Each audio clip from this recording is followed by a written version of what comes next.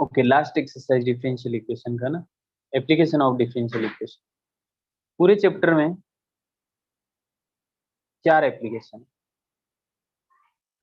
चारों एप्लीकेशन में से 3 के फॉर्मूले है और एक का एक जनरल एप्लीकेशन है जो हर क्वेश्चन पे अलग अलग तरह का उसका यूज रहता है डिफरेंशियल इक्वेशन में। तो 3 में तो फॉर्मूले है, जिसमें से 2 फॉर्मूले सिमिलर है। ओके, क्या क्या है, पहले स्टार्टिंग में कॉन्सेप्ट सीखते हैं कि एप्लीकेशन कौन कौन सी है, उसके बाद क्वेश्चन पे स्विच करेंगे। नहीं तो ऐसा करते हैं, स्टार्टिंग की 2 एप्लीकेशन पहले सीखते हैं, उनके क्वेश्चंस करेंगे एक्सरसाइज के, फिर लास्ट की 2 एप्लीकेशन के बारे में बात करेंगे और आगे भी क्वेश्चंस करेंगे, ठीक है। और लास्ट में मैं एक चार्ट दे दूंगा कि आपको कौन सा क्वेश्चन किस एप्लीकेशन का पूरे एक्सरसाइज में, ऐसे रैंडमली क्वेश्चन है, लास्ट में बता दूंगा कौन सा क्वेश्चन किस एप्लीकेशन में, ठीक है। अच्छा, बात करते हैं हम लोग सबसे पहले population growth and growth of bacteria.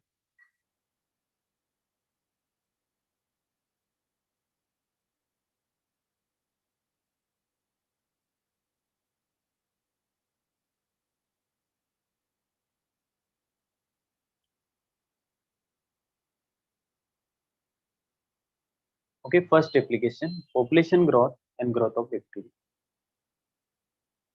मतलब क्या है इसका? इसका मतलब ये है कि differential equation population growth of bacteria में कैलकुलेशन में किस तरह से हेल्प कर सकती है। अच्छा देखो, यहाँ पे एक चीज अजम्पशन में लेते हैं हम लोग कि पॉपुलेशन ग्रोथ जो रहेगा ना, किसी भी टाउन का, किसी भी सिटी का, किसी भी कंट्री का या वर्ल्ड पॉपुलेशन, वो प्रेजेंट पॉपुलेशन के डायरेक्टली प्रोपोर्शनल होता है। डायरेक्टली प्रोपोर्शनल मतलब कि अगर आज 1000 है तो हो सकता है कल 2000 होगा, फिर 4000, फिर 8000, 2 टाइम्स, हो सकता है 3 टाइम्स। 3 टाइम्स मतलब आज 1000 है तो फिर 3000, 9000, फिर 27000, इस तरह से। लेकिन ऐसे प्रोपोर्शनल है, डायरेक्टली प्रोपोर्शनल, ऐसा नहीं कि किसी टाइम टू, किसी जगह 2 टाइम्स हो रहा है, किसी जगह 3 टाइम्स है। डायरेक्टली प्रोपोर्शनल मतलब एक फिक्स नंबर ऑफ टाइम से पॉपुलेशन इंक्रीज हो रही है, लेकिन वो प्रेजेंट पॉपुलेशन पे डिपेंड करेगी। ओके, प्रेजेंट पॉपुलेशन मतलब स्टार्टिंग में 1000 है तो वो अगर डबल की रेट से इंक्रीज हो रही है 2000 हो जाएगी। अगर किसी टाइम 16000 हुई तो वो फिर 32000 हो जाएगी। यानी कि उस टाइम प्रेजेंट पॉपुलेशन कितनी है उस पर डिपेंड करेगा। ओके, और एक फिक्स प्रोपोर्शनल कांस्टेंट होगा। मतलब क्या है कि population growth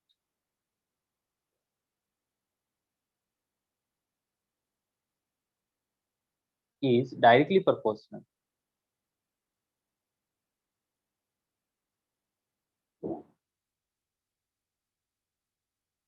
to the population present at that time।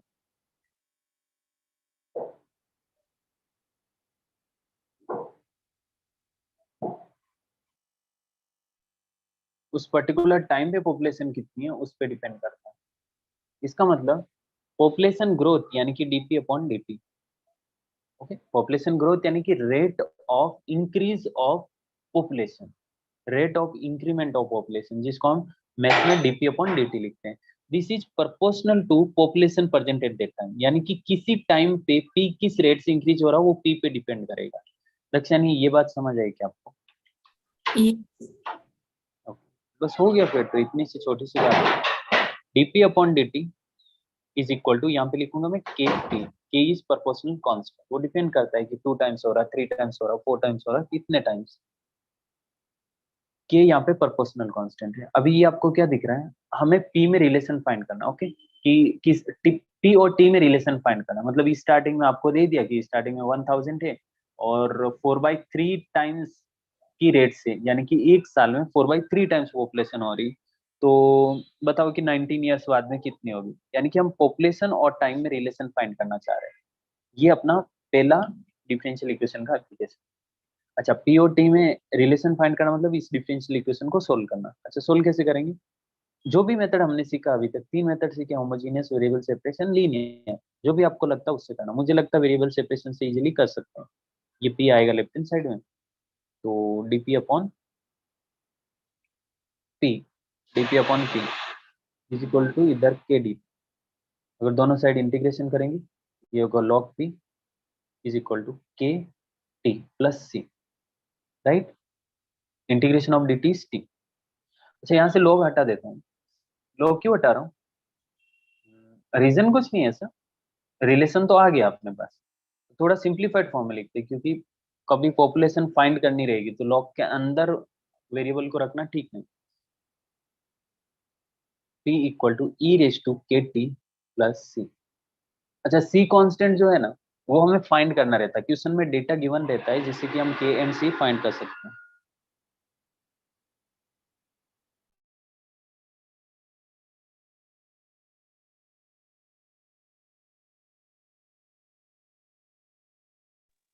Okay, के एंड सी हमें फाइंड करना रहता है हर बार क्वेश्चन में, और इसके लिए क्वेश्चन में सफिशिएंट डेटा गिवन रहता है।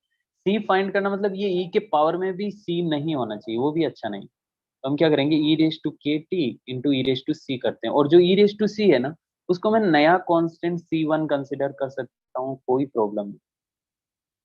अच्छा ठीक है, जाने दो, नहीं कंसिडर कर, कोई कंफ्यूजन नहीं हो। मान लेते हैं, एक सिनेरियो लेते हैं यहाँ पे कि भाई स्टार्टिंग पॉपुलेशन,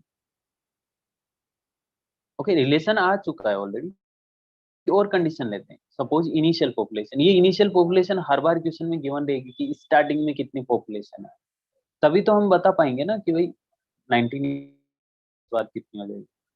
इनिशियल पॉपुलेशन मान लेते पी जीरो है, यानी कि टी इक्वल टू जीरो की population, P equal to zero पे कितनी population.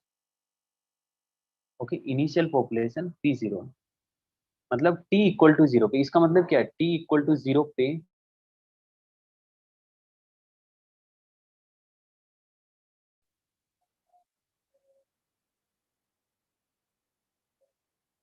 Hello Dakshani, Tanishka, yes sir. T equal to zero पे जो पॉपुलेशन होती है ना, उसको हम पी जीरो बोलेंगे, यानी कि इनिशियल पॉपुलेशन। तो इक्वेशन वन में पुट करो ना, पी कितना आ रहा है जब टी इक्वल टू जीरो करेंगे, तो e raise to zero into e raise to C. Okay, और जो टी इक्वल टू जीरो पे पॉपुलेशन है उसको हमने पी जीरो कंसिडर किया, ये आ जाएगा e raise to C is equal to P zero, right. इसको इक्वेशन वन में पुट करेंगे तो ये क्या आएगा, P equal to P zero into e raise to के टी। अच्छा, नहीं कोई डाउट है क्या? No sir. अब देखो क्वेश्चन में हमें क्या गिवन रहेगा पता है, इनिशियल पॉपुलेशन गिवन रहेगी हमेशा, यानी कि पी जीरो गिवन रहेगा, और एक और पॉपुलेशन गिवन रहेगी कि भाई 4 साल बाद इतनी हो गई है। 4 साल बाद मतलब इनिशियल पॉपुलेशन सपोज 1000 है, 4 ईयर बाद 9000 हो गई, तो हमें बताना है कि 19 ईयर्स बाद कितनी होगी, यानी कि इनिशियल पॉपुलेशन की जगह पी जीरो, 4 ईयर्स के बाद 9000 है, उस डेटा से हम के कैलकुलेट करेंगे, पी जीरो और के आ गया, मतलब अननोन तो सिर्फ पी और टी बचा है, तो टाइम देंगे तो पी निकालेंगे, पी देंगे तो टाइम निकालेंगे। ओके, सर वो के का नहीं समझा, मतलब उसमें कैसे डालेंगे? वो क्वेश्चन के साथ बताऊंगा मैं कैसे करेंगे, वैल्यू कैसे डालना है, वो वैल्यू जरूरत नहीं पड़ेगी ऐसे बाहर निकालने की, के को बाहर निकालने की जरूरत ही नहीं पड़ेगी। ये समझा अभी जो लिखा हुआ है? हाँ याद रखना है Dakshani, population growth and growth of bacteria के लिए फॉर्मूला है अपना, P equal to P zero e raise to के T, where P zero is initial population. Okay, अच्छा यहाँ पे एक और चीज कर लेते हैं, रेडियो एक्टिविटी की।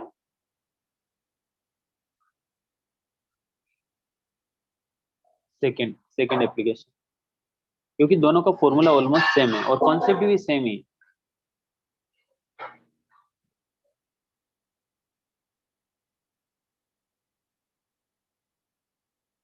दक्षानी बर्तन बज रहे हैं क्या? No sir. ओके ओके, थोड़ी बहुत तो हो सकता है आज आवाज आएगी। आज वो डिलीवर हो रहा मेरा हेडफोन नॉइज कैंसलेशन वाला, आज का इश्यू रहेगा बस। ओके, रेडियो एक्टिव डीके, इसके according radioactive decay physics में सीखा होगा ना दक्षिण को, क्या होता है रेडियो एक्टिव डीके, और ये जो हम डेरिवेशन करने वाले हैं ना, ये ऑलरेडी तुम लोग फिजिक्स में सीख चुके हो, कुछ पता है कि इसके बारे में please? No sir. The rate of disintegration, disintegration यानी कि जो मास मास के डिक्रीज होने का रेट, जैसे क्या रहता है, आइस होता है ना, सपोज आइस स्टार्टिंग में ऐसे बाहर पड़ा है, फ्रिज से बाहर लेके आए, तो वो धीरे धीरे छोटा हो जाएगा। छोटा हो जाएगा मतलब वो पिघलने लगेगा ना। तो इस प्रोसेस को हम ऐसे एक नया वर्ड दे रहे हैं, डिसइंटीग्रेशन। और क्या बोल सकते हैं इसको कुछ?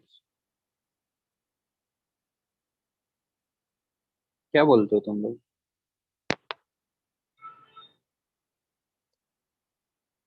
जाने दो, disintegration. The rate of disintegrate,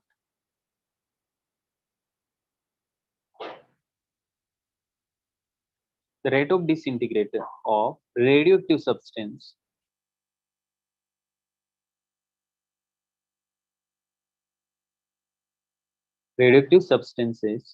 is directly proportional to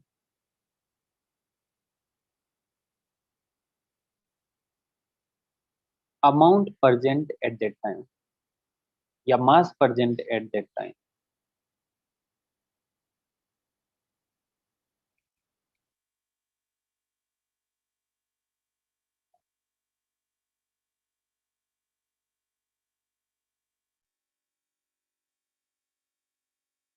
okay, मतलब क्या है इस स्टेटमेंट का? कि जैसे कुछ रेडियो एक्टिव सब्सटेंस होते हैं ना, रेडियम, सीजियम, ये जो सब्सटेंस होते हैं वो, उनको एयर में नहीं छोड़ सकते हम लोग, मतलब वो केरोसिन में रहते हैं। इसमें नहीं, केरोसिन में सोडियम रहते हैं जो फायर पकड़ लेते हैं। ये जैसे ही बाहर रहते हैं ना, तो इनके रेडियो एक्टिव डिके यानी कि अमाउंट जितना बड़ा रहता है उसके डिसइंटीग्रेट यानी कि छोटा होने का रेट उस टाइम प्रेजेंट अमाउंट के प्रोपोर्शनल होता है। यानी कि स्टार्टिंग में अगर बहुत बड़ा कोई सब्सटेंस है, तो वो छोटा होने की रेट उसकी बहुत जल्दी हो जाएगी। यानी कि इतने बड़े से इतना बनने में मान लो उसको 4 दिन लगे, तो इस शेप से इस शेप में आने में उसको 20 साल लग जाएंगे, 20 ईयर्स। क्योंकि डिसइंटीग्रेट यानी कि अमाउंट के कम होने की रेट उस टाइम प्रेजेंट अमाउंट के प्रोपोर्शनल होती है। जितना बड़ा अमाउंट रेट उतनी ज्यादा फास्ट होगी। जितना बड़ा अमाउंट, जितना ज्यादा मास, रेट उतनी ही ज्यादा फास्ट डिक्री आई मीन ये डिसइंटीग्रेट उतना ही ज्यादा फास्ट होगा। लक्ष्य नहीं समझा तुम्हें ये स्टेटमेंट? यस। यानी कि रेडियो एक्टिव सब्सटेंस के छोटा होने की रेट उस टाइम प्रेजेंट अमाउंट के प्रोपोर्शनल होती है। यानी कि अमाउंट के डिसइंटीग्रेट होने की रेट मतलब अमाउंट के कम होने की रेट, मतलब मास के कम होने की रेट। मान लेते हैं मास स्टार्टिंग में एक्स है। हाँ दक्षिणी बिल्कुल।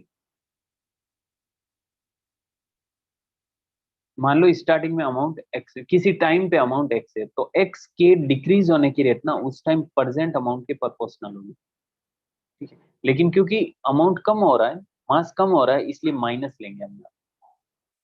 ओके, समझे क्या आप? dx upon dt is equal to minus k x. अभी हमने पर उसमें क्या देखा था पॉपुलेशन ग्रोथ में, dp upon dt is proportional to p। और फिर ऐसे क्या था, dp upon dt is equal to के टी। अब सेम टू सेम वो यहाँ पे इस तरह का है, पर यहाँ पे k की जगह माइनस के है। दक्षिण इसका फॉर्मूला क्या था? p equal to P zero e raise to के टी, राइट ना? यस। इसका हो जाएगा x equal to x zero e raise to minus के टी। बस इतना सा फर्क है, बाकी सब सेम। समझ आया क्या तुम्हें?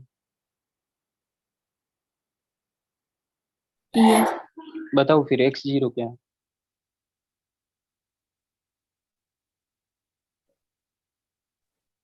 जो मास, इनिशियल मास।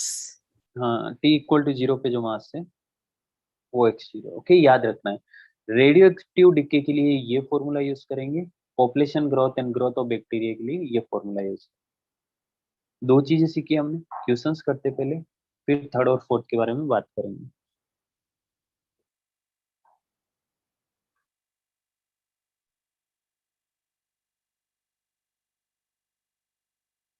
अच्छा, मैं यहाँ पे बता देता हूँ आपको कि किस एप्लीकेशन के कौन से क्वेश्चन से एक्सरसाइज में, पॉपुलेशन ग्रोथ के कौन से और बाकी के कौन से।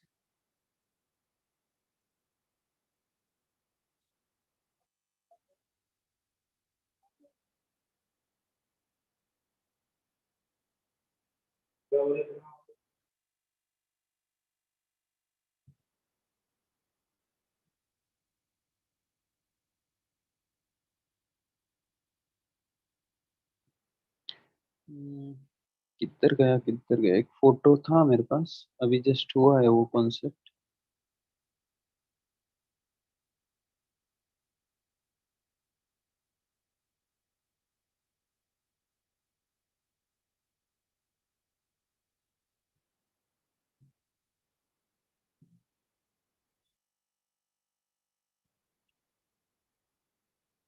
ओके, ये भी भेज देता हूँ, आपको भी भेज देता हूँ ग्रुप में।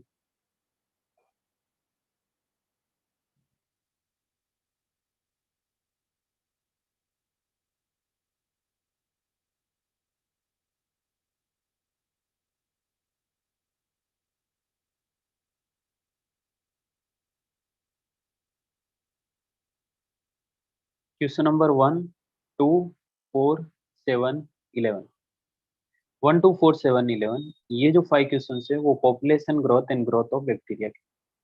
अगर बुक है तो आप मार्क कर सकते हो, population growth and growth of bacteria.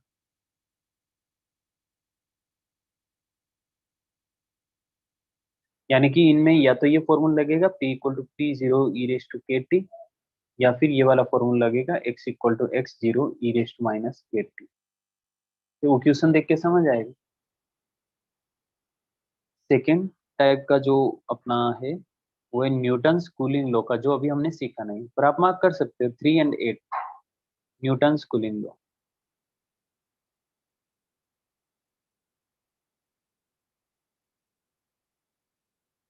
वो अभी हम सीखने वाले हैं। इसमें से एक क्वेश्चन बताऊंगा मैं, इसमें से 3 क्वेश्चन कर लूंगा, 2 होमवर्क में रहेंगे। ओके, ऐसे पूछ लेंगे 1 to 7 या 1 to 11, 3 क्वेश्चन में करूंगा, 2 क्वेश्चन होमवर्क में रहेंगे। इसमें से एक क्वेश्चन में करूंगा, एक होमवर्क में रहेगा। इधर है 5, 6, 12, ये है रेडियो एक्टिव सब्सटेंस वाले, radio active decay. Radio active decay के 3 क्वेश्चन है, 2 बता दूंगा मैं या फिर एक कर दूंगा मैं, बाकी के होमवर्क में रहेंगे।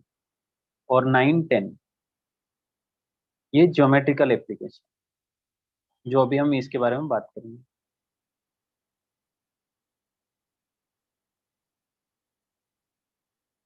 Geometrical applications of differential equation.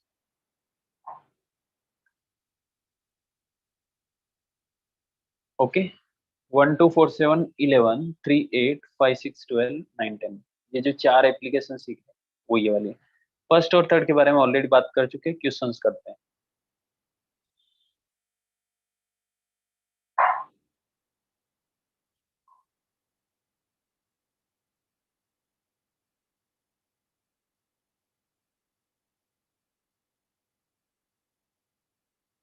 Okay, question number 1, in a certain culture of bacteria the rate of increase is proportional to the number present. ये जो फर्स्ट वाली लाइन लिखी है ना, फर्स्ट, इसका मतलब है आपको कौन सा फॉर्मूला यूज करना है, ग्रोथ ऑफ बैक्टीरिया का, क्योंकि क्लियरली लिख रहा है ना, in a certain culture bacteria, certain culture of bacteria the rate of increase, rate of increase की बात हो रही है। जब भी इंक्रीज की बात होगी इसका मतलब e⁻⁻ वाला फॉर्मूला, क्योंकि जब रेडियो एक्टिव डीके होता है तो -KT होता है, वहां पे माइनस आ जाता है क्योंकि अमाउंट जो मास है वो कम हो रहा है।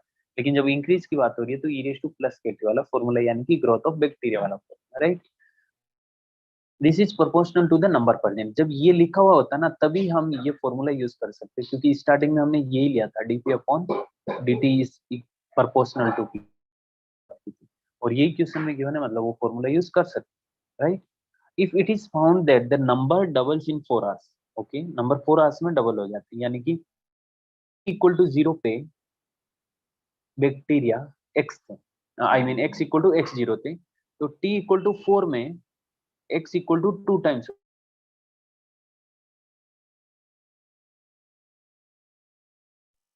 Find the number of times the bacteria are increase in 12 hours, यानी कि जब t = 12 आवर्स हो गया तब कितने टाइम्स बैक्टीरिया इंक्रीज हुए।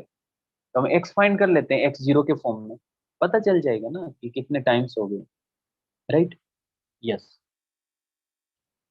टी इक्वल टू जीरो पे जो एक्स की वैल्यू है वो एक्स जीरो, अभी x zero t equal to initially है कितना वो दिया नहीं है, तो एक्स जीरो की जगह हम एक्स जीरो ही रखेंगे, पर एग्जैक्ट बैक्टीरिया भी नहीं पूछा, कितने टाइम से ये पूछा है बस।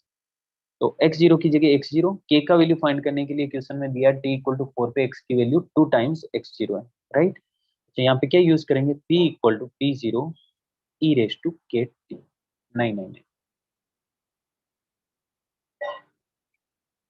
अरे यार यहाँ पे एक्स क्यों लिया, एक्स हम रेडियो एक्टिव सब्सटेंस के टाइम पे लेते हैं।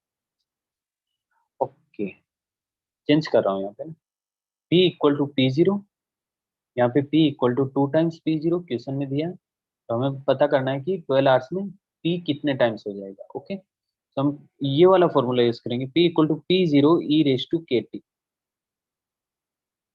देखो फर्स्ट डेटा यूज कर रहा हूँ, when p equal to four then p equal to two P zero. जब ये डेटा यूज किया तो यहाँ से क्या मिलेगा हमें, t की जगह फोर पुट करो, p की जगह टू पी जीरो पुट करो, तो two P zero equal to P zero e raise to t की जगह फोर एंड के, मतलब e raise to four k equal to P zero से पी जीरो कैंसिल हो गया, e raise to four k is equal to two मिल रहा है। इसको एज इट इज रखना है, यहाँ से के की वैल्यू निकालना नहीं, क्योंकि इसको डायरेक्टली हम आगे चल के यूज कर सकते हैं। अच्छा, अभी मैं ये डेटा यूज करूंगा कि भाई टी इक्वल टू जब 12 है तो पी कितना है। ओके, तो क्या करेंगे, इक्वेशन वन में अगेन जो फॉर्मूला हमने देखा है उसमें पी फाइंड करना है, पी जीरो की जगह p zero e raise to के, टी की जगह पे कितना 12। अब के की वैल्यू यहां से उठानी है, लेकिन के की वैल्यू नहीं उठानी है, हम क्या करेंगे, इधर इसको लिखा मैंने ई रेस टू फोर के होल पावर थ्री, जो 12 था ना उसका फोर के साथ रख दिया, और ई रेस टू फोर के की जगह टू डाल दिया, ये बना टू क्यू यानी कि एट, मतलब एट टाइम्स पी जीरो, यानी कि इनिशियल का एट टाइम्स हो जाएगा, आंसर आएगा एट टाइम्स। दक्षा नहीं समझ आ रहा है क्या तुम्हें, यस। ये भी समझा तुम्हें, के की वैल्यू फाइंड नहीं करनी पड़ी, हम डायरेक्टली उसको यूज कर लिया। हाँ okay,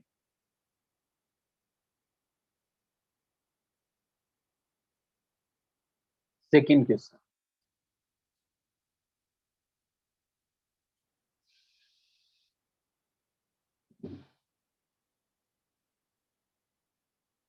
if the proportional population of country doubles in 60 years, okay 60 years में डबल हो जाती है, in how many years will it triple under the assumption that अच्छा ये ट्रिपल और इन सब की बात हो रही है ना, ये फर्स्ट जैसे क्वेश्चन, तो क्वेश्चन नंबर सेकंड में नहीं कर रहा हूँ, होमवर्क करेगा, जैसा फर्स्ट है वैसा ही है, इससे बेटर मैं फोर्थ क्वेश्चन कर देता हूँ।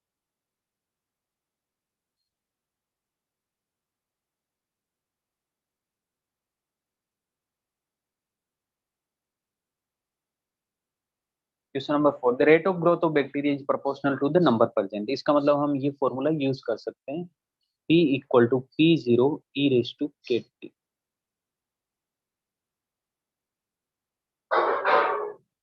If initially there were 1000 bacteria, यानी कि t इक्वल टू जीरो पे कितना बैक्टीरिया है, t इक्वल टू जीरो पे, अच्छा इनिशियली बैक्टीरिया कितना प्रेजेंट, मतलब हमें p जीरो दिया ना, p जीरो इक्वल टू कितना 1000, राइट, यस।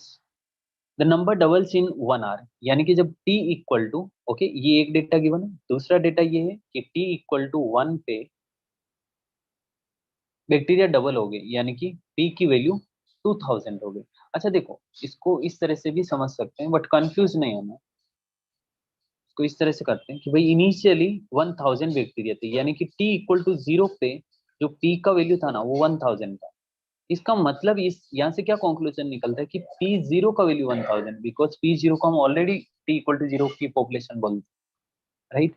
अब यहाँ पे दिया कि t equal to one hour, p double हो जाएगा, यानी कि ये 2000 हो जाएगा। ओके, इससे कोई कंक्लूजन नहीं निकलता, यहाँ से हम k की वैल्यू फाइंड करेंगे, उसके लिए ये दिया, राइट। फिर हमें पूछा है कि बैक्टीरिया 2.5 आवर्स में कितना हो जाएगा, टू वन बाई टू का मतलब क्या, 5/2 आवर्स, तो यूज करेंगे टी की जगह 5/2 पुट कर। अच्छा, फर्स्ट इंफॉर्मेशन यूज हो गई है, कैसे, टी इक्वल टू जीरो पे जो पॉपुलेशन होती है वो पी जीरो है। सेकेंड इंफॉर्मेशन के की वैल्यू फाइंड करने के लिए दी जाती है, तो p equal to P zero e raise to के टी, इसमें p की जगह 2000 अगर मैं पुट करूंगा और p0 की जगह 1000 पुट करेंगे, t की जगह 1 पुट करना पड़ेगा। तो यहां से e रेस टू k कितना आ रहा है? 2, राइट? यस।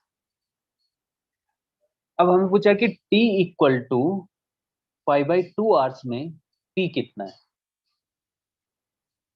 तो p equal to p0 e raise to kt होता है। p इक्वल टू कितना होगा? p0 की जगह 1000 e raise to 5/2 k, t की जगह में 5/2 पुट किया। अच्छा, e रेस टू k का वैल्यू 2 है, ये हो गया 1000 e रेस टू k की जगह 2 और पावर में जो 5/2 है वो as it is, right?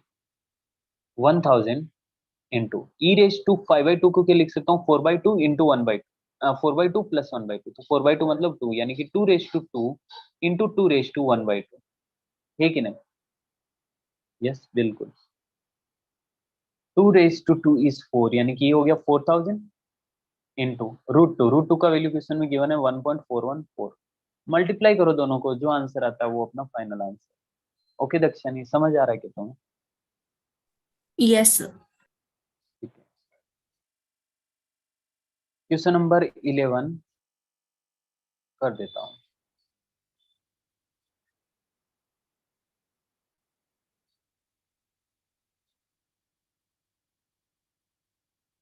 Rate of growth of population of a city at any time is proportional to the size of the population। इसका मतलब, इस स्टेटमेंट का मतलब हुआ, आप ये फॉर्मूला यूज कर सकते हो, P equal to P0 e raise to kt। ठीक है, ये फॉर्मूला यहाँ पे यूज कर सकते हैं। अच्छा, for a certain city it is found that the constant of proportionality is 0.04। अच्छा, कांस्टेंट ऑफ प्रोपोर्शनैलिटी गिवन है, यानी कि k डायरेक्टली गिवन है 0.04। ओके, डायरेक्टली के गिवन है और कुछ नहीं। Find the population of city after 25 years, यानी कि t इक्वल टू 25 में p हमें फाइंड करना है। If the initial population is 10,000, यानी कि p0 भी हमें गिवन है क्वेश्चन में, p0 इक्वल टू 10,000। लक्ष्य क्वेश्चन समझ आया?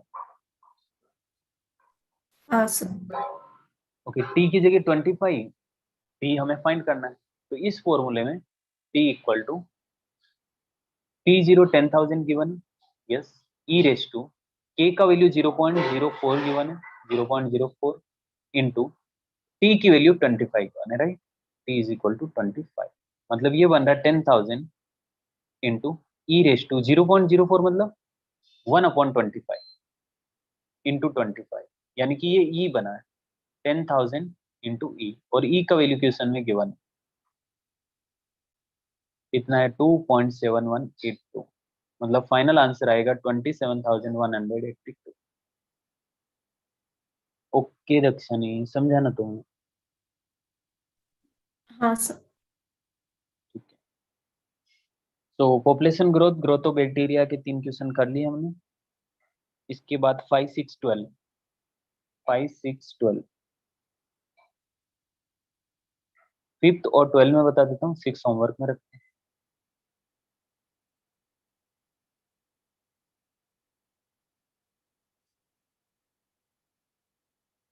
क्या है question number 5? Rate of disintegrate of radioactive element at any time is proportional to its mass at that time. Okay, इस स्टेटमेंट का मतलब क्या है? आप ये फॉर्मूला यूज कर सकते हो, x equal to x0 e raise to minus kt, क्योंकि यही सब स्टेटमेंट कंसिडर करके हमने ये फॉर्मूला डेराइव किए। तो ये क्वेश्चन में देना बनता है, और जैसे क्वेश्चन में आया मतलब फॉर्मूला यूज करने के लिए वैलिड है। Find the time during which the original mass of 1.5 ग्राम, या ओरिजिनल मास 1.5 मतलब इनिशियली 1.5 ग्राम है, मतलब कि x0 1.5 ग्राम है, will disintegrate into its mass of 0.5 gram, यानी कि वो टाइम हमें फाइंड करना है जब मास यानी कि x की वैल्यू 0.5 ग्राम हो जाए। ठीक है दक्षिण, क्वेश्चन समझ आया तुम्हें? यस। ओके। अच्छा, यहाँ पे ना पूरा डेटा गिवन नहीं, इसका मतलब x0 के फॉर्म में आंसर आएगा। नहीं नहीं नहीं नहीं, x0 के फॉर्म नहीं, k के फॉर्म में आंसर आएगा। x0 की तो वैल्यू क्वेश्चन में गिवन, ओके, k के फॉर्म में आंसर आएगा। ठीक है, कोई प्रॉब्लम नहीं। x0 नहीं, t फाइंड करना है ना, तो हम ये फॉर्मूला यूज करेंगे, x0 equal to x equal to x0 e raise to minus kt। x हमें दिया 0.5, एक्स जीरो की value 1.5, e raise to minus k, और टी की वैल्यू हमें फाइंड करनी है जो कि के फॉर्म में आएगी, राइट। अच्छा, 0.5 upon 1.5 is equal to e raise to minus के टी, ये हो गया 1/3। 0.5 0.1.5 0.5 से 3 टाइम्स कैंसिल हो गया, ई रेस टू माइनस के टी, यानी कि 3 is equal to e raise to के टी, राइट। यस, बिल्कुल।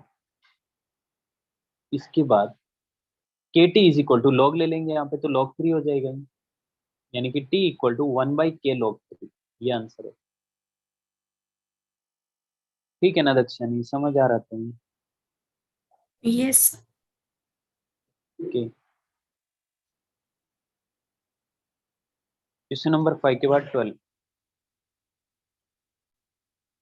Radium decomposes at the rate proportional to the amount present at that time. Okay, इसका मतलब ये formula X equal to x zero e raise to minus के T हम use कर सकते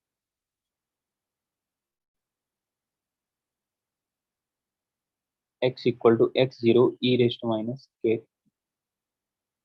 if p% of amount disappear in 1 year, p% of amount है कितना initially, x0 का p% चला गया, मतलब गया कितना। ओके, t इक्वल टू 1 पे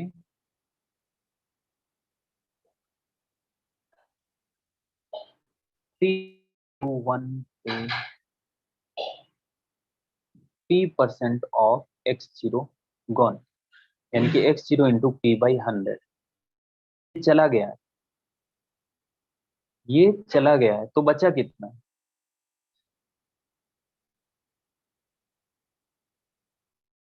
कितना हुआ, x0 minus x0 p upon 100, यानी कि x0 कॉमन आया तो 1 माइनस पी अपॉन 100, ये इतना बचा हुआ है। मतलब t 1 ईयर पे जो x की वैल्यू है ना, वो है x0 1 माइनस पी अपॉन 100। ठीक है दक्षिणी, समझ आ रहा है क्या तुम्हें? हाँ सर।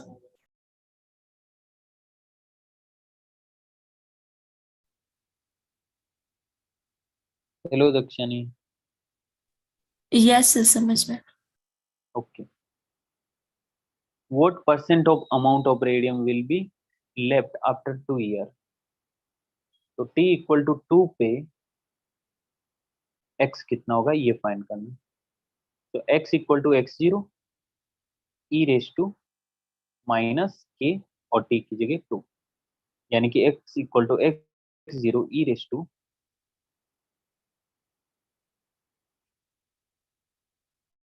एक मिनट, यहाँ से के की वैल्यू फाइंड करनी पड़ेगी ना पहले। एक मिनट, ये थोड़ा डिफिकल्ट जा रहा है, डिफिकल्ट मतलब कि अजीब सा बन रहा है, दूसरा मेथड लगाते हैं।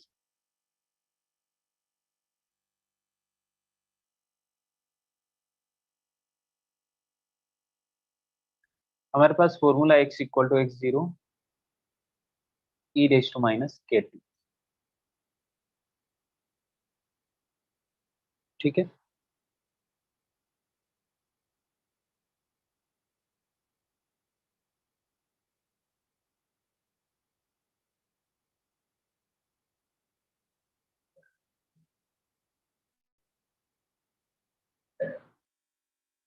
p% अमाउंट डिसअपियर हो जाता है 1 ईयर में।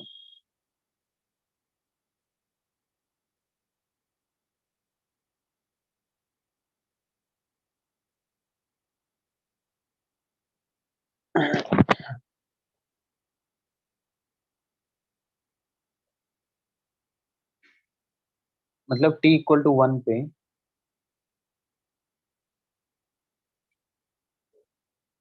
t इक्वल टू 1 पे जो बचेगा ना, वो होगा x0 1 minus p upon 100। Sir percent में पूछा तो परसेंट में रख सकते हैं क्या, मतलब 100 - p% बचेगा। अच्छा, इनिशियल 100 ले ऐसा क्या? हाँ हाँ हाँ, हाँ ये कर सकते हैं, अगर इनिशियल मतलब आंसर भी, ये क्वेश्चन ही परसेंट में पूछा, हाँ कर सकते हैं। अच्छा, सपोज इनिशियली जो अमाउंट है ना x0 वो 100 है, टी डिसअपियर हो गया, मतलब टी इक्वल टू 1 पे जो बचा है ना वो 100 माइनस पी बचा हुआ, यानी कि एक्स की value 100 minus P.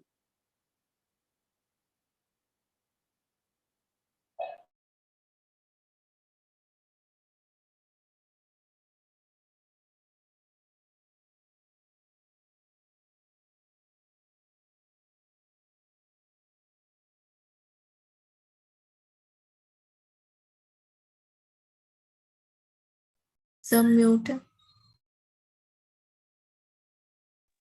Okay, x की जगह 100 माइनस पी पुट किया, एक्स जीरो हमने 100 लिया है ऑलरेडी, तो ये बनेगा 100 minus p upon 100 is equal to e raise to minus के टी।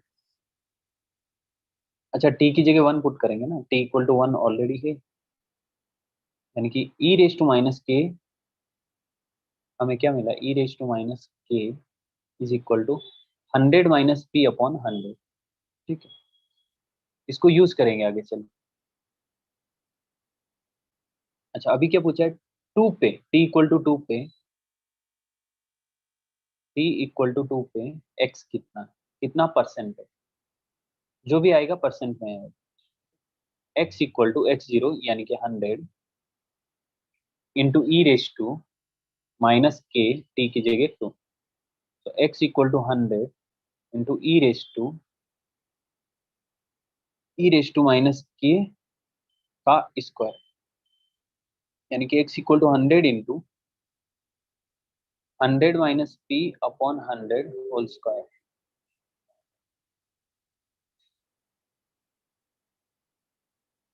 ओके, तो एक्स इक्वल टू,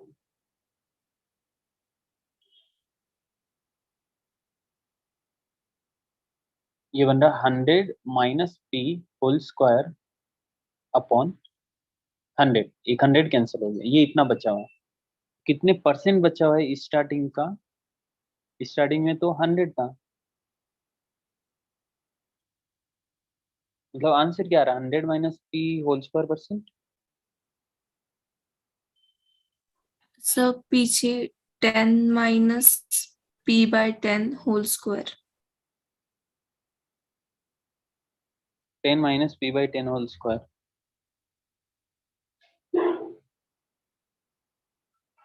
100, देखो ये 2 साल के बाद बचा हुआ है,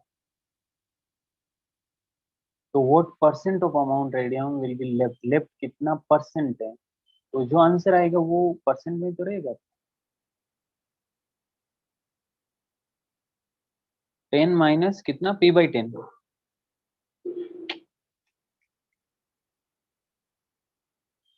हाँ सही तो है, ये जो बचा हुआ है ना वो परसेंट में ही बचा हुआ है, मतलब इसको ऐसे भी लिखते, यही आंसर है दक्षिण, इसको ऐसे लिख सकते हैं ना, 100 minus p whole square upon 10 square, तो होल स्क्वायर जब अंदर जाएगा तो ये बनेगा 100 minus p upon 10 whole square, यानी कि 10 minus p by 10 whole square. समझ आएगा तुम्हें, हाँ। ये इतना परसेंट।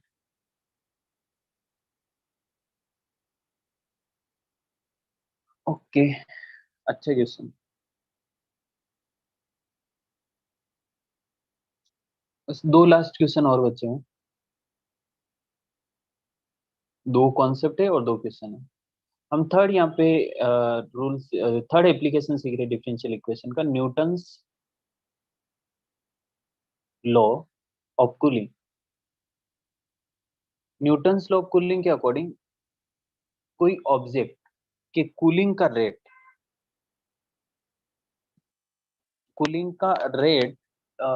प्रोपोर्शनल होता है उस ऑब्जेक्ट के, proportional difference of object temperature and surrounding temperature. आज एनर्जी डाउन हो गई है, सुबह से ले 6 घंटे हो गए कंटिन्यूसली। ओके, मैं यहाँ पे स्टेटमेंट लिख देता हूँ, एक बार आपको समझेगा, बाद में एक्सप्लेन करता हूँ। According to this law, according to this law, rate of cooling of any object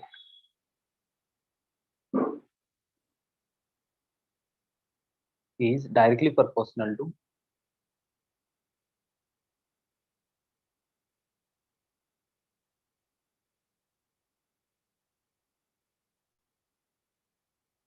किसके डायरेक्टली प्रोपोर्शनल होगा? द डिफरेंस बिटवीन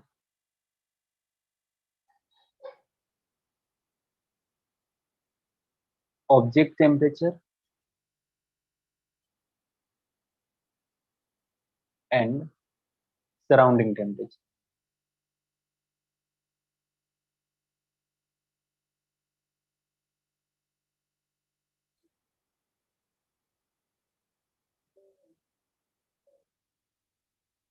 नहीं दीक्षानी, ठीक है चलेगा, अभी ज्यादा टाइम नहीं लगेगा, 10-15 मिनट और है बस। According to this law, rate of cooling of an object, not objection,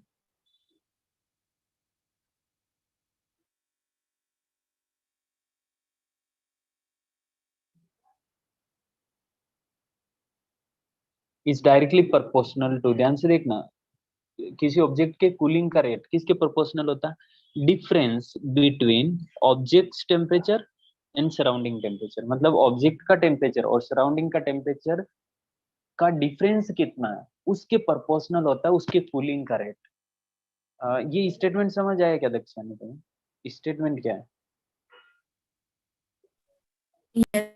नहीं, मुझे नहीं लगता समझ आया। देखो, एक ऑब्जेक्ट है ना, मान लो वो बहुत ज्यादा गर्म है, तो उसके कूलिंग का रेट यानी कि उसके ठंडा होने का रेट सराउंडिंग टेम्परेचर, सराउंडिंग में कितना टेम्परेचर है और ऑब्जेक्ट का कितना टेम्परेचर, उनके डिफरेंस के प्रोपोर्शनल है। मतलब सराउंडिंग टेम्परेचर और ऑब्जेक्ट के टेम्परेचर का डिफरेंस जितना ज्यादा होगा, कूलिंग का रेट उतना ही ज्यादा होगा। अच्छा, फिजिक्स में हुआ है क्या? ओके ओके, ठीक है, फिर क्या है, फिर जल्दी हो जाएगा। D theta upon D T, मान लो थीटा यहाँ पे ऑब्जेक्ट का टेम्परेचर है, तो ऑब्जेक्ट का टेम्परेचर थीटा है, यानी कि उसके कूलिंग का रेट मतलब टेम्परेचर कम होने का रेट किसके प्रोपोर्शनल होगा? ऑब्जेक्ट का टेम्परेचर एंड सराउंडिंग टेम्परेचर के डिफरेंस के प्रोपोर्शनल। बट यहाँ पे माइनस लगाएंगे क्योंकि टेम्परेचर कम हो रहा है, जो वैल्यू है वो कम हो रही है, राइट ना? तो D theta upon D T is equal to minus K theta minus theta naught. Theta naught यहाँ पे क्या रहेगा? Surrounding temperature. अभी ध्यान रखना, यहाँ पे थोड़ा सा कंफ्यूजन हो सकता है। हमने x0 p0 में इनिशियल पॉपुलेशन इनिशियल मास लिया था, लेकिन यहाँ पे थीटा जीरो या थीटा नॉट इनिशियल नहीं है। ओके, यहाँ पे थीटा नॉट सराउंडिंग टेम्परेचर। तो ऐसा इसलिए ले रहा हूँ क्योंकि सब जगह ऐसा ही ले रहा है, इसलिए। Okay, theta minus theta naught left hand side में आएगा, तो D theta upon theta minus theta naught is equal to minus k d t. दोनों साइड इंटीग्रेशन करेंगे तो ये आएगा log of theta minus theta naught, right? 1 upon theta का क्या होता है इंटीग्रेशन? Log theta.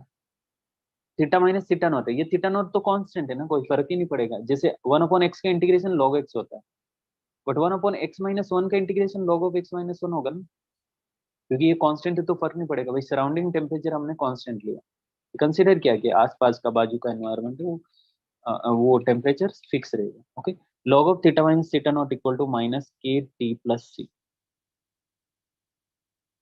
ओके, यहाँ से log हटाएंगे तो क्या बनेगा? ये theta minus theta naught is equal to e raise to minus के टी प्लस सी, यानी कि theta minus theta naught is equal to e raise to minus के T into e raise to C. इसको equation 1 consider कर ले, ठीक है। अब अगर initial temperature, if initial temperature of object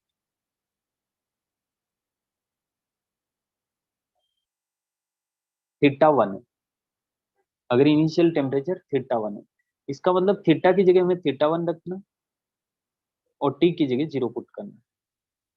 तो इनिशियल टेम्परेचर मतलब टी इक्वल टू 0 पे टेम्परेचर, तो टी की जगह 0, थीटा की जगह इनिशियल टेम्परेचर यानी कि थीटा। तो यहाँ से ई रेस टू सी क्या मिलेगा? ई रेस टू सी मिलेगा थीटा 1 माइनस थीटा नॉट, और ये वैल्यू इक्वेशन 1 में वापस से पुट कर।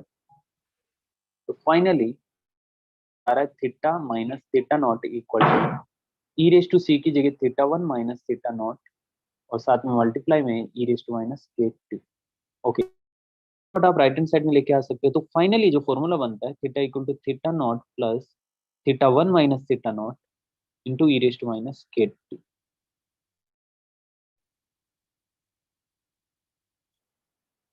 ठीक है दक्षिणी, समझ आया। ये हमें न्यूटन कूलिंग लॉ में ये वाला फॉर्मूला यूज करना, theta equal to theta naught plus theta yes. Temperature है, बस ये नहीं बोलना, ये इनिशियल टेम्परेचर है। और theta one, sorry sorry sorry, theta naught यहाँ पे सराउंडिंग टेम्परेचर है,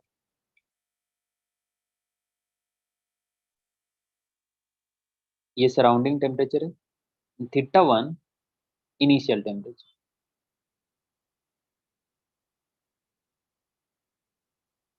ओके, इरेज कर रहा हूँ। अब हम क्वेश्चन करेंगे, क्वेश्चन नंबर कौन सा, 3 8। मैं 3 करा देता हूँ, आप 8 करना, होमवर्क में रहेगा। दोनों सेम है, कुछ भी नहीं है, सिर्फ डेटा चेंज है। एज इट इज क्वेश्चन है, कुछ मतलब थोड़ा बहुत भी चेंजेस नहीं है, डेटा मतलब नंबर चेंज है बस, बाकी सब सेम है।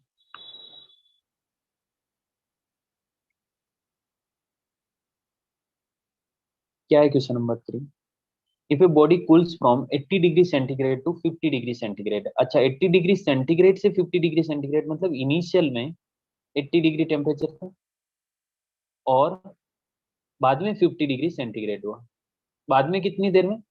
30 मिनट्स में, यानी कि टी इक्वल टू 30 पे जो बॉडी का टेम्परेचर है ना वो 50 डिग्री हो गया, और जो इनिशियल है वो 80 है। ओके, ऐसा कुछ समझ आ रहा है, मतलब ऐसा कुछ लग रहा है।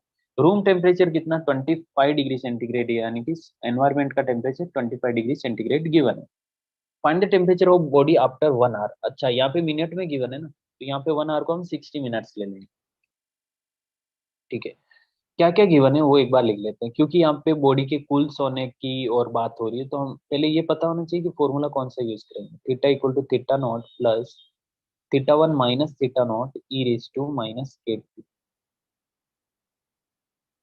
ठीक, तो टी इक्वल टू 0 पे, या फिर ऐसे बोल सकते हैं इनिशियल टेम्परेचर T1 क्वेश्चन में गिवन है हमें 80 डिग्री, क्योंकि बॉडी 80 डिग्री से 50 डिग्री हुई, मतलब इनिशियल 80, राइट। सराउंडिंग टेम्परेचर यानी कि थीटा नॉट 25 डिग्री गिवन है, रूम टेम्परेचर, यस। और t इक्वल टू 30 पे, ओके, फर्स्ट डेटा यहाँ पे हम यूज करेंगे k का वैल्यू फाइंड करने के लिए। t इक्वल टू 30 मिनट्स में जो थीटा की वैल्यू है ना वो 80 से 50 हो जाती है, मतलब 30 मिनट्स के बाद उसका जो टेम्परेचर है 50 डिग्री सेंटीग्रेड हो जाए। अगर इक्वेशन 1 में ये वैल्यू पुट करेंगे तो 50 is equal to theta naught यानी कि 25 plus theta one minus theta naught यानी कि 80 minus 25 into e raise to minus के, टी की जगह 30, यानी कि ये क्या बन रहा है, 25 आया लेफ्ट हैंड साइड में तो माइनस का हो जाएगा, यानी कि 25 is equal to 80 minus 25 is I think 55, yes 55 e raise to minus 30 k, यानी कि यहाँ से ई रेज टू माइनस 30 के हमें मिल रहा है 25 upon 55 means 5/11, this is e raise to minus 30। Okay, इसको यूज करेंगे आगे चल।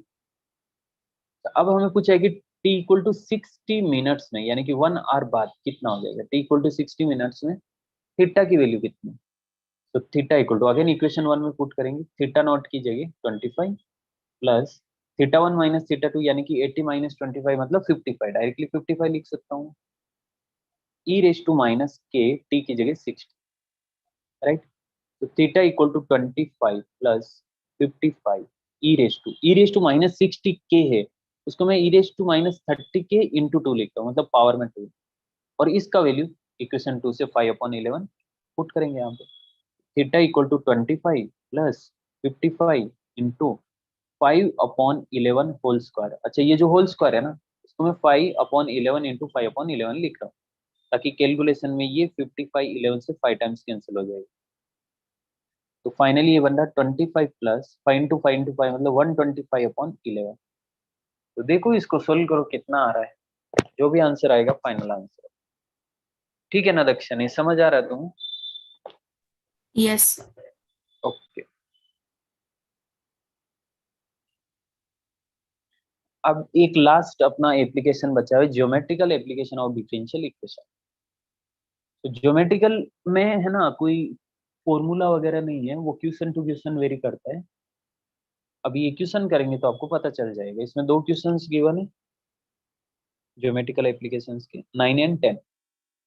मैं 9 करता हूँ, आप 10 करना।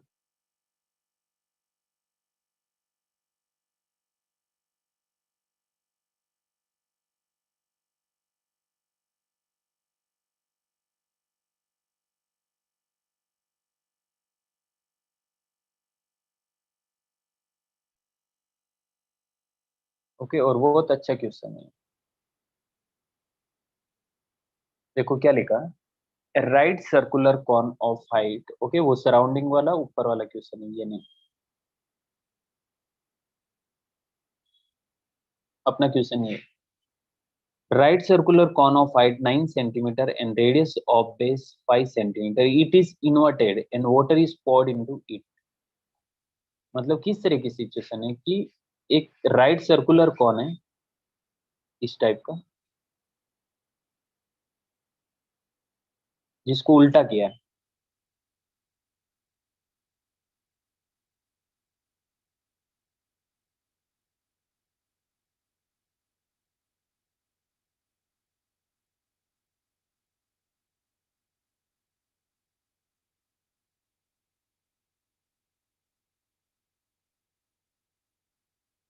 ठीक है,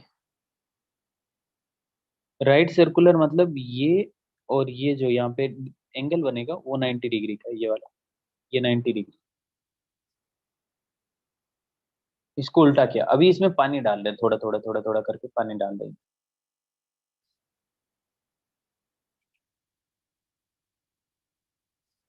If at any instant the water level rises at the rate of 5 by a, water level जो इंक्रीज, अच्छा इसका ये मेजरमेंट भी दिया, वो भी एक बार लिख लेते हैं। ऐसा कुछ दिया है कि जो रेडियस है वो 5 सेंटीमीटर है, ये 5 है,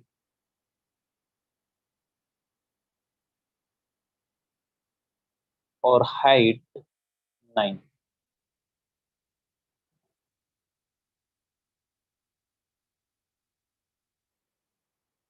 अब जैसे जैसे वाटर डालेंगे ना, तो इसका जो बेस का रेडियस, यहाँ पे जो पानी का शेप बनेगा ना, वो इस तरह का बनेगा कि ऊपर सर्कल है और ऐसे हाइट रहेगा। मतलब जब पानी डालेंगे तो वाटर लेवल इंक्रीज होगा, यानी कि यहाँ पे एक पैरामीटर ले लेते हैं हाइट एच। एच की वैल्यू इंक्रीज होगी जैसे जैसे आप पानी डालोगे, और यहाँ पे एक ऊपर सरफेस पे सर्कल बनेगा, तो उसका भी रेडियस आर ले लेते हैं, बिकॉज हर इंस्टेंट पे ये आर चेंज होगा। जैसे जैसे वाटर लेवल इंक्रीज होगा वैसे वैसे आर की वैल्यू चेंज होती रहेगी। तो यहाँ पे मैं दो पैरामीटर ले रहा हूँ, एक कौन सा, हाइट, और दूसरा दूसरा ले रहे हैं यहाँ पे हम एच। लक्ष्य नहीं समझ आ रहा है क्या तुम्हें? हाँ सर। ओके, किसी टाइम पे सपोज पानी डालने के बाद इस तरह की सिचुएशन हो रही,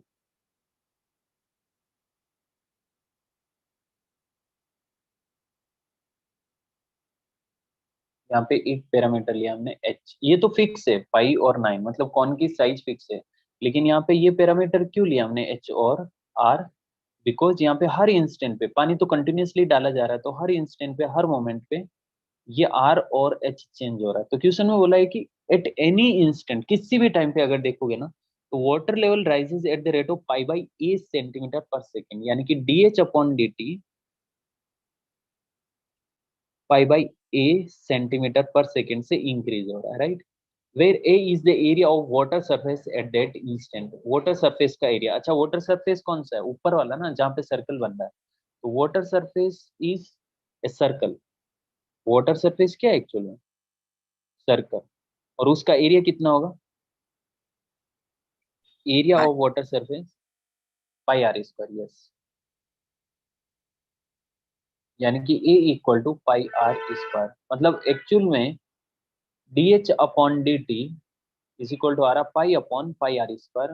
मतलब पाई से पाई कैंसिल हुआ, तो D H upon D T is 1 upon r square centimetre per second. Okay. अच्छा, हमें शो क्या करना है? देखो ध्यान से देखो, अभी हमें ये शो करना है कि भाई वेसल, यानी कि ये जो इस तरह का शेप है ना, this will the full in 75 seconds, यानी कि 75 सेकेंड्स अगर इस रेट से हम पानी डाल रहे हैं, डीएच अपॉन डी टी, मतलब water level 1 upon r square से इंक्रीज हो रहा है, तो 75 सेकेंड में ये पूरा हो जाएगा। मतलब एक्चुअल में हमें प्रूव क्या करना पता है, कि जब एच की वैल्यू 9 सेंटीमीटर हो जाएगी ना, जैसे जैसे आप वाटर डाल रहे हो ये एच चेंज हो रहा है, तो एच चेंज होते होते लास्ट में ये एच की वैल्यू हो जाएगी। जब वेसल फुल हो जाएगा तो एच इतना, ये एच की वैल्यू होगी, और वो है कितनी, 9। मतलब क्वेश्चन में बोला है कि जब एच की वैल्यू 9 हो जाएगी ना, तब बताओ कि आर 5 रहेगा। नहीं सॉरी, जब एच की वैल्यू 9 है ना, तो टी इक्वल टू 75 है, ऐसा। देखो क्या लिखा, so that vessel will be full in 75 seconds, यानी कि t इक्वल टू 75 सेकेंड में वेसल फुल हो जाएगा, यानी कि h की वैल्यू 9 हो जाएगी, ये प्रूव करना, बिकॉज वेसल फुल तब होगा ना जब h की वैल्यू 9 होगी। लक्ष्य नहीं समझा तुम्हें क्वेश्चन? यस। एक्चुअल में हमें h और t में रिलेशन फाइंड करना है। जैसे ही हम t की जगह 75 पुट करेंगे और h 9 आ गया, इसका मतलब हो गया ना ये प्रूफ। तो t और h में रिलेशन फाइंड करना। अच्छा, t और h में रिलेशन फाइंड करने के लिए अपने पास अभी तक जो मिला है ना, वो ये वाला मिला, dh अपॉन dt। इसका मतलब ये डिफरेंशियल इक्वेशन है और इसका इंटीग्रेशन करना रहेगा, राइट। इंटीग्रेशन करने के लिए इस r को हटाना, बिकॉज r भी एक वेरिएबल है। ओके, r को हटाना पड़ेगा, क्योंकि हम difference solution of differential equation सिर्फ दो वेरिएबल में किया हमने, तीसरा वेरिएबल यहाँ पे इंक्लूड नहीं होना चाहिए। ओके, यहाँ पे r को हटाने के लिए मैं यहाँ पे कुछ नाम देता हूँ, ए बी सी डी। ये डी कहाँ पे, ये वाला, ये डी, डी ई। यहाँ पे दो ट्राइंगल बन रहे हैं, अगर आपको दिख रहा है तो। कौन कौन से ट्राइंगल है? A B C and A D E. Lakshya तुम्हें पता है ये दोनों सिमिलर है। ये वाला ट्राइंगल जो ये वाला बन रहा वो, और ये एक बड़ा वाला ट्राइंगल, ये दोनों सिमिलर, राइट ना? कैसे सिमिलर है? क्योंकि ये दोनों का सेम एंगल है।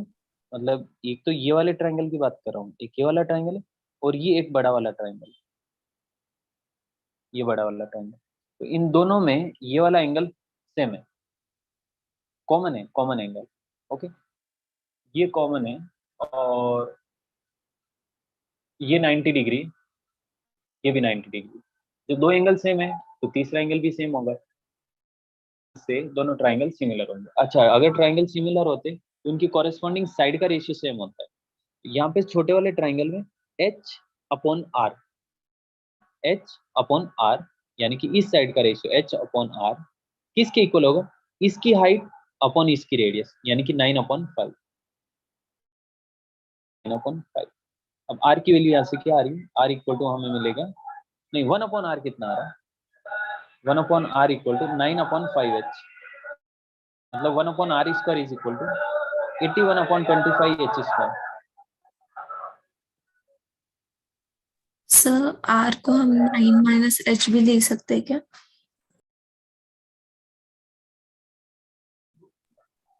क्या हुआ? नहीं सर, कुछ। ओके, 1 अपॉन आर स्क्वायर ये आया, और ये 1 अपॉन आर स्क्वायर की वैल्यू हमें इधर डाल देनी है, ताकि d H upon D t क्या हो जाएगा?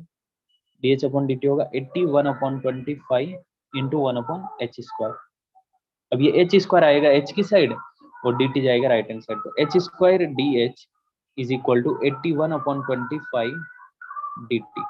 दोनों साइड अगर इंटीग्रेशन करेंगे तो इसके बाद का जो बन रहा है वो मैं ऊपर लिख रहा हूँ।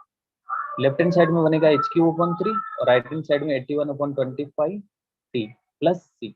ये सॉल्यूशन मिला, पर सी का वैल्यू हमें फाइंड करना पड़ेगा। अच्छा, हम ये इस स्टार्टिंग में ये कंसीडर कर रहे हैं कि भाई टी इक्वल टू 0 पे ना हाइट 0 थी, ऑब्वियसली स्टार्टिंग वेसल खाली है। टी इक्वल टू 0 पे एच इक्वल टू 0, और यहाँ से हमें मिलेगा सी इक्वल टू 0। टी की जगह 0, एच की जगह 0, तो सी 0 हो गया ना। सी इक्वल टू 0 मिला, यानी कि ये एक्चुअल में बना क्या है? H cube upon 3 equal to 81 upon 25 t. अब यहाँ पे टी की जगह 75 पुट करो और देखो एच की वैल्यू 9 आ रही है, या फिर 9 एच की जगह 9 पुट करो और देखो टी की वैल्यू 75 आ रही है। कुछ भी कर सकते हो, मैं टी की जगह 75 पुट कर रहा हूँ, तो क्या बनेगा ये? टी की जगह 75, ये ऐसा बनने वाला है h cube upon 3 is equal to 81 upon 25 into 75। ये 3 टाइम्स कैंसिल हो।